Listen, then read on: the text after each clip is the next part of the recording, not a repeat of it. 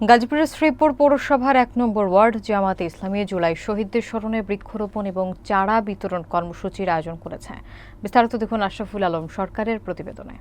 বৃহস্পতিবার বেলা ১১টায় শ্রীপুর চৌরাস্তা সংলগ্ন preparatory high school and college মাঠে বৃক্ষরোপণ করব জনে জনে, সবুজ দেশের সুস্থ বাতাস লাগুক সবার প্রাণে। এর প্রতিপাদ্যে কর্মসূচি অনুষ্ঠিত হয়। অনুষ্ঠানে সভাপতিত্ব করেন শ্রীপুর পৌর জামায়াতের আমির ডক্টর আনিসুজ্জামান এবং সঞ্চালনায় ছিলেন হাসান হাবিব। এতে প্রধান অতিথি হিসেবে উপস্থিত ছিলেন জেলা জামায়াতের আমির ও গাজীপুর ৩ আসনের সংসদ সদস্য প্রার্থী ডক্টর মোহাম্মদ জাহাঙ্গীর আলম।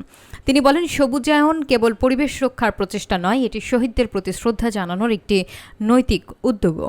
কর্মসূচিতে প্রায় ২০০ শিক্ষার্থীর মাঝে বিভিন্ন প্রজাতির ফলদ, বনজ ও ভেষজ গাছের চারা বিতরণ করা হয়।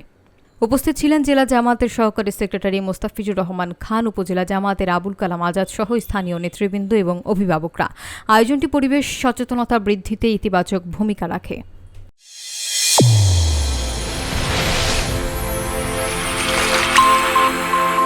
চ্যানেল A1 হৃদয়ের স্পন্দন।